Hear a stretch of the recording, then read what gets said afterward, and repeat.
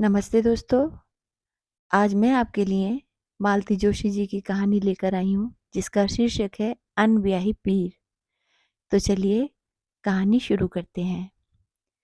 आटा सानने जा ही रही थी कि फ़ोन की घंटी बज उठी। ये नहाने जा चुके थे, मजबूरन मुझे ही उठाना पड़ा। हेलो, मैंने मरियल सी आवाज़ में कहा। उधर से मिसेस कुमार चहकी। कौन, भाभी जी बोल रही हैं? वाह साहब, आपने तो हमें बिल्कुल भुला ही दिया है। आपने भी तो इस बीच कभी याद नहीं किया। मैंने एक जवाबी उलाना दिया। दरअसल इस समय मेरा सारा ध्यान घड़ी पर था। उधर कुकर सीटी पर सीटी दिए चला जा रहा था और उनका प्रेम आलाप था कि खत्म ही नहीं हो रहा था। मैंने मेहरी को गैस बंद करने का इशारा किया और बेजारी से पूछ ही लिया, कहिए आज कैसे याद किया? फौरन वे असली बात पर आ गईं। वो आपकी भांजी या भतीजी कौन है? उसकी शादी हो गई? कौन सी भांजी? मैं जानबूझकर अनजान बन गई। वो आपकी 4 बेटियों वाली ननंद नहीं है, उनकी बिटिया। वही जिसका रिश्ता आप सुनील के लिए लाई थी? अच्छा, नीता की बात कर रही हैं। हाँ, शादी तो उसकी अभी नहीं हुई है। किसके लिए पूछ रही हैं?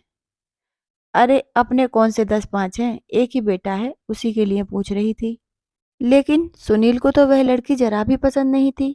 वह तो उल्टे मुझ पर बिगड़ पड़ा था कि क्या मैं इतना गया गुजरा हूँ कि राह चलती किसी भी लड़की को ब्याह लूंगा।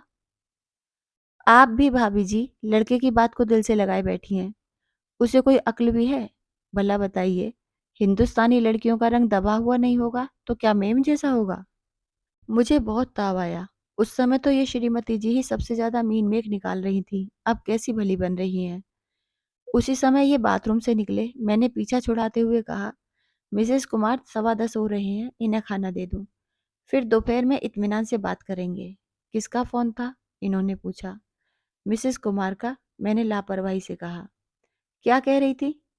यूं ही इधर उधर की हाँक रही थी। पता नहीं लोगों को सुबह सुबह इतना वक्त कैसे मिल जाता है। यहाँ तो सांस लेने की फुर्सत नहीं मिलती। असली बात मैं जानबूझकर छुपा गई थी, नहीं तो ये अभी भागे भागे अपनी जीजी के पास पहुंच जाते। इस रिश्ते के गोरख धंधे में पिछली बार इन कुमार लोगों ने इतने कटु अनुभव दिए थे कि फिर से इन्हें दोहराने का मन नहीं था। एक तो लड़के ने मुझे अपमानित किया था, फिर मिसेस कुमार का रवैया भी अच्छा नहीं था। मिस्टर कुमार ने तो हद ही कर दी थी। इस प्रस्ताव पर दोबारा विचार करने के लिए जब हमने अनुरोध किया था तो वे छूटते ही बोले थे, अरे क्या विचार करें भाई, आपके जीजाजी तो खुलकर कुछ कहते ही नहीं। आखिर कुछ पता भी तो चले कि उनकी मंशा क्या है, कितने की है। सुनकर मेरा तो खून खौल गया था। जीजाजी बेचारे क्या बताएंगे? आप ही अपनी बोली बता दो। आपका तो इकलौता बेटा है, उनकी तो चार चार हैं। आप पहले मुंह से कुछ फूटो तो सही, फिर वे बेचारे मोल भाव करेंगे। और मान लो 10-20 हजार की घटबड़ हो भी गई तो क्या लड़की का रंग बदल जाएगा?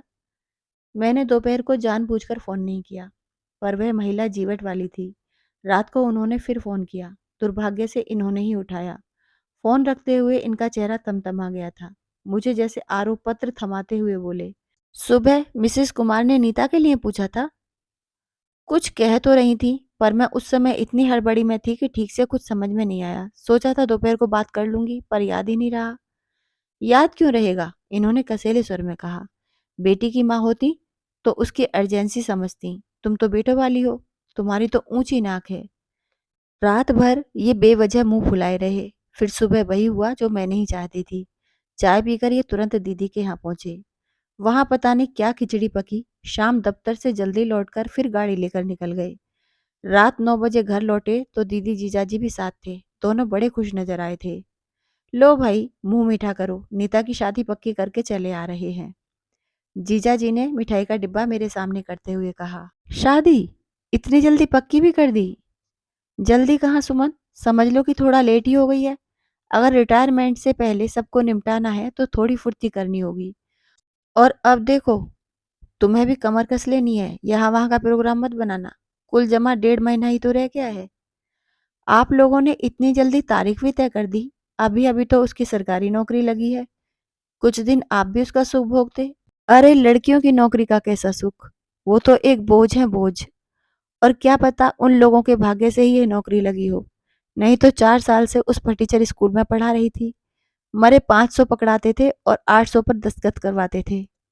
और सच पूछो तो ये करिश्मा इस नौकरी का ही है, नहीं तो कोई पलट के संदेशा भेजता है भला? जीजाजी बोले। मतलब? हम दोनों ने एक साथ पूछा। अरे वो मेरे कलीग है ना, मिश्रा जी, कुमार साहब की कॉलोनी में ही रहते हैं।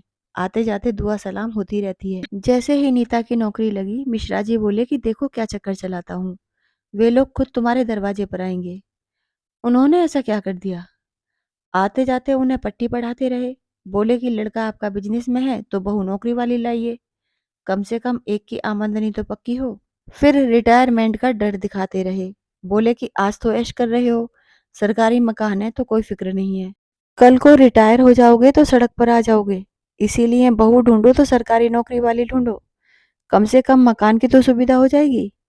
बस इसी तरह ठोक पीट कर अपनी बात कहते रहे। और फिर जब लोहा गर्म हो गया तो धीरे से कान में नीता की बात डाल दी और लड़का राजी हो गया। अरे कैसे नहीं होता, 2 साल से लड़कियां देख रहा था। साल भर पहले तो हम ही लोग गए थे। उसे कोई लड़की पसंद ही नहीं आ रही थी। उसे चाहिए थी हेमा मालिनी या श्रीदेवी। अब ये हेमा मालिनी क्या ऐसे टटपूंजियों से शादी करती हैं? उन्हें चाहिए डॉक्टर इंजीनियर। माँ बाप ने साफ कह दिया, हाँ करते हो तो यहाँ बात चलाते हैं, नहीं तो तुम्हारी तुम जानो। आखिर हमें बेटियों की शादी भी करनी है, तुम्हारे पीछे कब तक हलकान होते रहे। बस अल्टीमेटम मिलते ही हजरत सीधे रास्ते पर आ गए। आपने एक बार नीता से तो पूछ लिया होता, मैंने दबी जबान से कहा। कमाल करती हो बहू, क्या इतना बड़ा कदम हम उसकी मर्जी के बिना उठा सकते थे? अब वो हमारा पहले वाला जमाना थोड़ी ही रहा है कि जिसके साथ माँ बाप ने हाँक दिया चुपचाप चले गए। मैं अपना सा मुंह लेकर रह गई। नीतू पर गुस्सा आ रहा था। शादी के लिए मरी जा रही हो जैसे। अरे एक बार मना करके तो देखती, बच्चों को पता तो चलता कि किसी के द्वारा नकारे जाने की पीड़ा कैसी होती है। मैं मन ही मन उबल रही थी, पर अपना आक्रोश प्रकट करने का कोई साधन नहीं था। सब लोग शादी की तैयारी में आकंठ डूब गए थे, नीतू के मामा भी। मेरी नाखुशी से किसी को कोई सरोकार नहीं था। उस उत्साह को देख देखकर मुझे आश्चर्य हो रहा था। साल भर पहले इन्हीं लोगों ने नीता के रूप रंग की छिछालेदार करके टकासा जवाब दे दिया था। उसकी नौकरी की भनक लगते ही खुद उन्हीं लोगों ने प्रस्ताव भिजवाया है। ऐसे स्वार्थी और लालची लोगों के यहाँ बेटी ब्याहने से अच्छा है वह कुंवारी ही रह जाती। लगा कि जैसे सबने अपना आत्मसम्मान ताक पर रख दिया है, नीता ने भी। उस दिन शायद रविवार था। दोपहर को रसोई समेटकर लेटी ही थी कि कॉलबेल बज उठी। भुनभुनाते हुए दरवाजा खोला। सामने नीता खड़ी थी। महारानी, इतनी धूप में कहाँ से चली आ रही हो? मैंने बेजान सा स्वागत किया। जरा बाजार तक गई थी, उसने बेवजह शर्माते हुए कहा। फिर इत्मीनान से सोफे पर बैठकर उसने थैले में से कार्डबोर्ड का एक बड़ा सा डिब्बा निकाला। उसमें सफेद जग ऊन के 10 गोले थे। मैंने प्लास्टिक के बैग को ध्यान से देखा। उस पर शहर की सबसे बड़ी और महंगी दुकान का नाम था। दीदी की चारों लड़कियां सिलाई बुनाई में बड़ी होशियार हैं, पर उन्हें हमेशा फेरी वाले के ऊन पर ही संतोष करना पड़ता है। इतनी महंगी ऊन का तो वे सपना भी नहीं देख सकती। लगता है शादी की खुशी में नीता ने लंबी उड़ान भरी है। कार्डिगन बुन रही हो? मैंने पूछा। जी नहीं, पुलोवर। उसने फिर शर्म से लाल होते हुए कहा। मुझे अपनी ही बेवकूफ़ी पर तरस आ गया। यह तो मुझे ऊन का रंग और नीता का चेहरा देखकर ही समझ लेना चाहिए था कि यह भाभी पति के लिए तोहफा तैयार किया जा रहा था। पता नहीं सब लड़कियां होने वाले दूल्हे के लिए सफ़ेद स्वेटर ही क्यों बुनती हैं।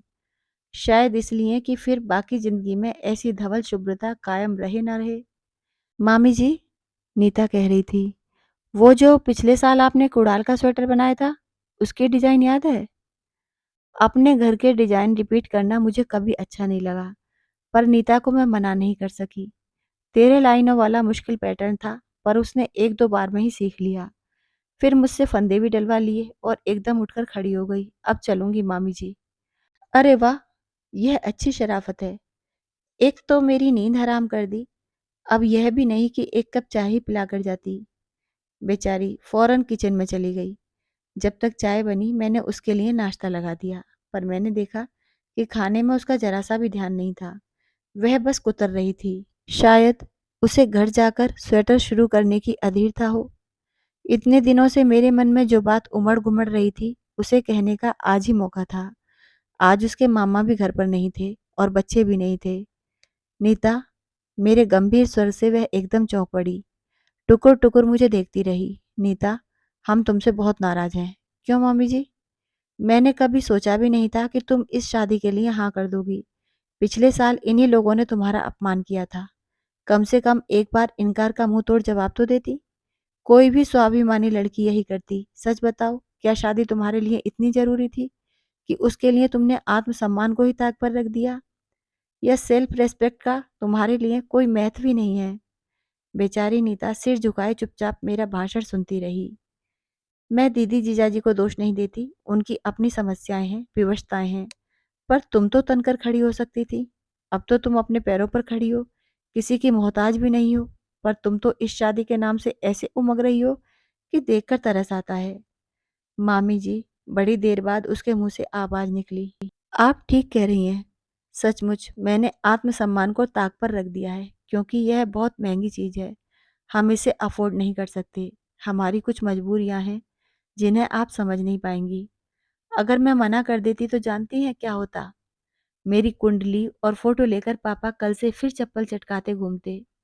10 लोगों की चिरौरी करते, 10 लोगों की झिड़कियां खाते, 10-20 लोगों के सामने मेरा प्रदर्शन होता, 10-20 नकार और झेलने पड़ते। मेरी शादी न करने से ही समस्या हल हो जाती तो मैं खुशी से कुंवारी रह लेती।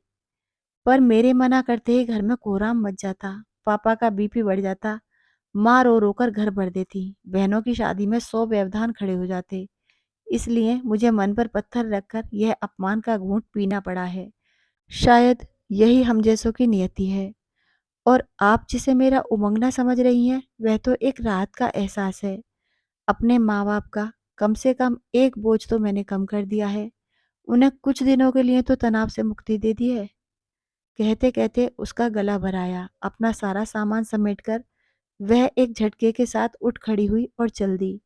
उसने एक बार भी पीछे मुड़कर नहीं देखा। नहीं, मैं उसे आवाज दे सकी। उसके जाने के बाद बड़ी देर तक मैं पत्थर बनी कमरे में बैठी रही। मन ही मन मैं अपने को बार बार कोस रही थी कि क्यों मैंने उसकी दुखती रग पर उंगली रखी, क्यों उसके सुख का स्वाद कसेला किया। अभी आप सुन रहे थे मालती जोशी जी की लिखी हुई कहानी अनब्याही पीर। यदि आपको कहानी अच्छी लगी हो और आप चाहते हैं कि मैं ऐसी ही रोचक कहानियाँ आपके लिए अपने चैनल पर लेकर आती रहूं, तो मेरे चैनल को सब्सक्राइब कर लीजिए, वीडियो को लाइक कर दीजिए, कमेंट करना मत भूलिएगा। आपने अपना जो कीमती समय मुझे दिया है, उसके लिए मैं आपकी दिल से आभारी हूँ। धन्यवाद।